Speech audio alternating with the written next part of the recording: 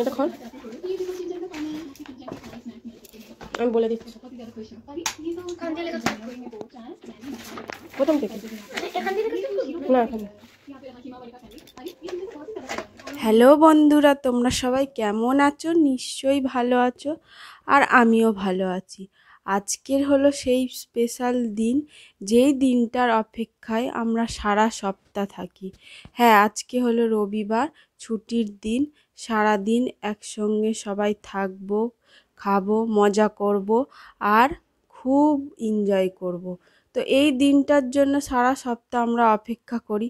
হয়তো একটু কাজ বেশি, কিন্তু খুব ভালো কাটে দিনটা। সারা দিন ধরে খাওয়া দাওয়া, আনন্দ করা, আর প্রতিটা দিন কিভাবে যে কেটে যায় সপ্তাহে কাজ করতে করতে বোঝাই যায় না।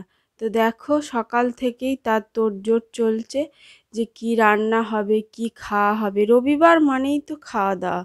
তো এখানে মাছ মাংস সব কিছুই বর বাজার করে এনেছে, আর এনেছে ডিমটা শেষ হয়ে গেছিলো, তো ডিমটা এখন ভরে রাখবো। ডিমটা হলো কিন্তু আমাদের সংসারের খুবই একটা দরকারি জিনিস। কেন বলো তো? যখন কিছু থাকে না, কি রান্না করব বুঝতে পারছি না, তখন এই ডিম দিয়েই কিন্তু আমরা কাজ চালিয়ে নিই। আর এই ডিমটা থাকলে আমাদের কোনো টেনশান থাকে না যে মেয়েকে কি দিয়ে খাবার দেব, খাবে কি খাবে না। তো ডিমটা খুবই দরকারি, তাই এনে রাখা হলো। এবার আমি রান্না বসিয়ে দিয়েছি। দেখো, মাছ করব প্রথমে। তো মাছটাকে ভালো করে ধুয়ে নুন টুন মাখিয়ে ভেজে নিচ্ছি। এখানে বানাবো দই কাতলা। আর এখানে মাটন এনেছে, মাটনটাকে প্রথমে সব কিছু দিয়ে ভালো করে মাখিয়ে নিলাম, একদম ম্যারিনেট করে একটু রেখে দেব। তো মাখানোতেই দেখো অর্ধেক রান্না মনে হয় হয়ে যায়, তাই না? আর এখানে দেখো, তোমরা দেখতে পাচ্ছ একটা গোটা আমি রসুন দিয়েছি। কিন্তু এই রসুনটা হচ্ছে আমার মেয়ের জন্য। মাংস খাবে না, কিন্তু এই রসুনটা খাবে।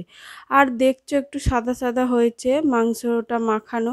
কেন আমি গুঁড়ো লঙ্কা দিইনি, মেয়ে খাবে না, ঝাল কাঁচা লঙ্কা দিই, তার জন্য বানিয়েছি। আর এখানে বানিয়েছি দেখো দই কাতলা।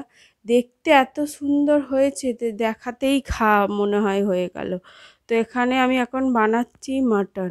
আগে ভালো করে কষে নেবো, প্রায় আমি 1 ঘন্টা এটাকে কষিয়েছি। এবারে তারপর আমি গরম জল করে দিয়েছি, আর মাংসটাকে ভালো করে সিদ্ধ করে নিয়েছি। তো এখানে দেখো ফাইনাল লুক, কালারটা এত সুন্দর এসছে, খুবই সুন্দর। তো এখানে মেয়েকে আমি বিকালে একটু চকলেট মিল্কশেক বানিয়ে দিচ্ছিলাম। তো মেয়ে এখানে চকলেট মিল্কশেকটা খেয়ে খুবই খুশি দেখো। তো তারপর আর বেশি কিছু শ্যুট করতে পারিনি। রবিবার একটু গল্প, খাওয়া দাওয়া এসব নিয়েই কেটে গেছে। আর এখানে এসেছিলো কিছু বন্ধুরা, এসেছিলো ঘরে, তো তার জন্য দেখো এই যে চা, এগুলো আমি রেডি করেছিলাম। তারপর আর কিছু শ্যুট করিনি। ভিডিওটা কেমন লাগলো তোমাদের সবাইয়ের অবশ্যই জানাবে। টাটা বন্ধুরা।